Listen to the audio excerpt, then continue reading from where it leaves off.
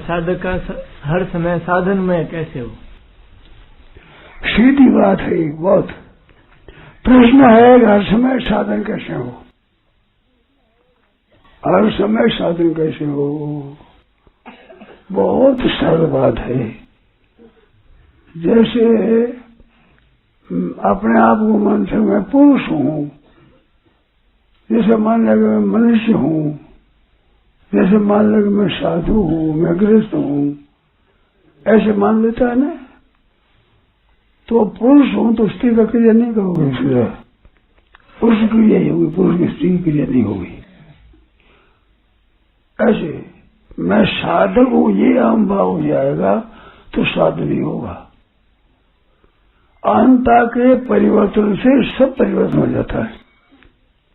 मतलब अहंता का परिवर्तन केवल साधन के लिए ही तब होता है।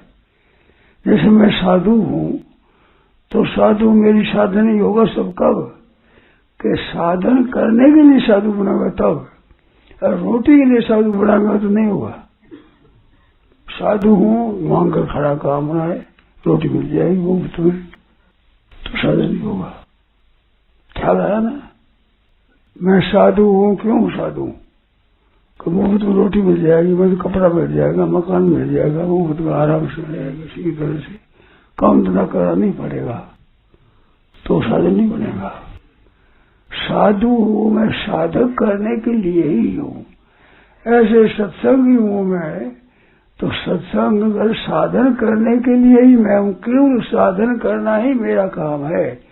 आप हृदय से अगर साधक बन जाए, अहंकार को बदले, अपने अहम भाव को बदल दे, तो निरंतर साधन होगा। अभी बात कही जाए तुम राम राम को निरंतर के साथ मैं साधु बाबा थोड़ी हो गया हूं। मैं गृहस्थी हूं, काम करना है हमारे को, तो भीतर में गृहस्थी हूं, व्यापारी हूं। व्यापारी हूं तो उसके तो मैं लोभी हूं, तो पैसा निरर्थक नष्ट नहीं कर जाएगा। अपनी जान में एक पैसा भी खराब नहीं करेगा जब मैं लोभी हूं, ये बात होगी। ऐसे मैं तो केवल साधक ही हूं, साधन करना ही मेरा काम है, केवल साधन करना ही। ऐसे अपना वो साधन मान लेगा तो सब काम उसके साधक ही होंगे, फिर सब साधन होगा निरंतर। थोड़ी बारीक बात है, आज ख्याल में आए भी। जैसे सत्संग करने के लिए हम आए हैं यहाँ, ऐसा जिसका विचार है तो सत्संग नहीं छोड़ेगा। और आए हैं सत्संग भी कर लेंगे, मंदिर चले जाएंगे, वहां चले जाएंगे, सत्संग कर लेंगे। सत्संग करने के लिए ही आया हूं मैं, तो सत्संग नहीं छोड़ेगा। तो साधन करने के लिए ही हूं मैं, तो उससे साधन नहीं छूटेगा।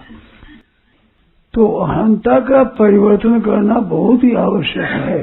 ये तीन बात हो गए, चाहे तो अहंता को बदल दो, और चाहे अहंता को मिटा दो, और चाहे अहंता को शुद्ध कर दो।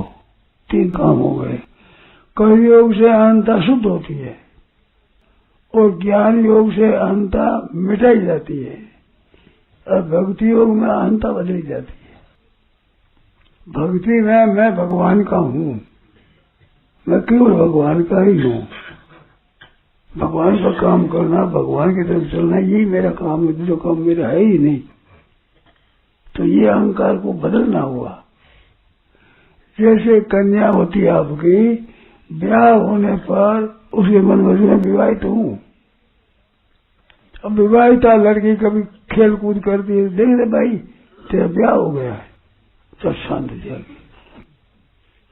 ऐसे आपको भी शर्मा जी हम सत्संगी हैं, हम झूठ कपट बेईमानी ठगी धोखेबाजी कैसे कर सकते हैं? हम सत्संगी कहलाते हैं, साधु कहलाते हैं। तो ऐसा दृढ़ता से विचार हो जाए कि अब हमारा जीवन केवल परमात्मा, कोई काम नहीं है, धन कमाने के लिए नहीं, भोग भोगने के लिए नहीं। भोगेश्वर्य प्रसन्नता नाम ये चीज है, भोग और ऐश्वर्य में आसक्त है। मैं भोग भोगने में लगा हुआ है, चीजों के संग्रह करने में लगा हुआ है, वो साधक नहीं कर सकते साधन। व्यवसाय आत्मिका बुद्धि एक ही निश्चय हो गया, बदल जाता है एकदम ही। जैसे गृहस्थ से साधु हो जाता है, साधु से भी साधु हो जाता है। साधु से साधु हो जाना चाहिए। साधु तो वेश बदला साधु हो गया, अब साधु से साधु क्या कि मैं साधु हूं केवल, फिर उसे साधन विरुद्ध काम नहीं होगा। खास बात है ये भीतर से बात है। बाहर से ये है कि भाई अब संसार के काम कर लिए, अब केवल परमात्मा की प्राप्ति के लिए ही मेरा जीवन है। इस जीवन में केवल तत्व की प्राप्ति करता है, भगवान के दर्शन करना है, भगवान का प्रेम ही प्राप्त करना है, अपने को योगी ही बनना है, सिद्धि सिद्धि में सम रहना है। ऐसा विचार हो जाएगा ना, फिर सब समय साधन होगा।